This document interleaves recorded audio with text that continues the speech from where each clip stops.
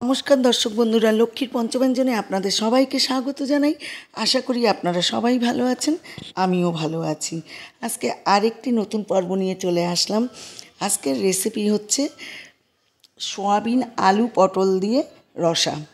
আসুন তাহলে দেখে নিন কীভাবে আমি তৈরি করছি রেসিপিটি। আলু ভেজে নিচ্ছি, পটল ভেজে নিয়েছি আগে। এবারে আলু লবণ হলুদ দিয়ে ভেজে নিচ্ছি। পটল কিন্তু আমি হলুদ দেইনি, তেল কালো হয়ে যায় বলে শুধু লবণ দিয়ে ভেজে নিয়েছি। আলুগুলো ভেজে নিলাম, আবার আমি তেল দিয়ে দিলাম। রান্নাটা সর্ষের তেল হচ্ছে। এখানে জিরে, তেজপাতা, শুকনো লঙ্কা, গরম মশলা সম্বাদ দিয়ে নিলাম।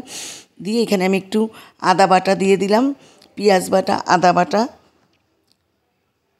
এখানে দিয়ে দিলাম হলুদ গুঁড়ো। আমি জিরের গুঁড়ো, ধনের গুঁড়ো আর লঙ্কার গুঁড়ো সব দিয়ে দিলাম। দিয়ে ভালো করে কষিয়ে নিচ্ছি। এবার দেখুন, এখানে আমি টক দই আর কাশ্মীরি লঙ্কার গুঁড়া লবণ ফেটিয়ে নিলাম, এই দই দিয়ে দিলাম। দিয়ে ভালো করে কষিয়ে নিচ্ছি একটু জলের ছিটা দিয়ে। দেখুন,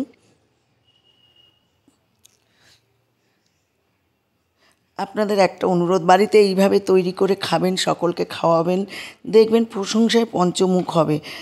ভিডিওটি টেনে দেখবেন না, পুরো ভিডিও দেখবেন। এখানে আমি সয়াবিন দিয়ে দিয়েছি, আলুও দিয়ে দিলাম। দিয়ে ভালো করে কষিয়ে নেব। পাশে গরম জল হচ্ছে, পাশে থাকা বেল আইকনটি ক্লিক করে দেবেন, তাহলে সবার প্রথম নোটিফিকেশন আপনার কাছে পৌঁছে যাবে। কষানো হয়ে গেছে এখানে। এবার আমি গরম জল দিয়ে দেবো। দেখুন, কড়াই থেকে মশলা ছেড়ে গেছে। এবার আমি গরম জল দিয়ে দিলাম। পটলগুলো এখনও দেইনি, এবারে আমি দেব। ভাজা পটলগুলো দিয়ে দিলাম। দিয়ে এবার নাড়াচাড়া করে ঢেকে দেবো। দেখুন, আমি নাড়াচাড়া করে এবার একটু ঢেকে দিয়েছিলাম, খুলে দিলাম। এখানে ঘি দিয়ে দিলাম, গরম মশলাও দিয়ে দিয়েছি। দেখানো হয়ে গেছে রেসিপিটি। এবার আমি সার্ভ করে দেবো।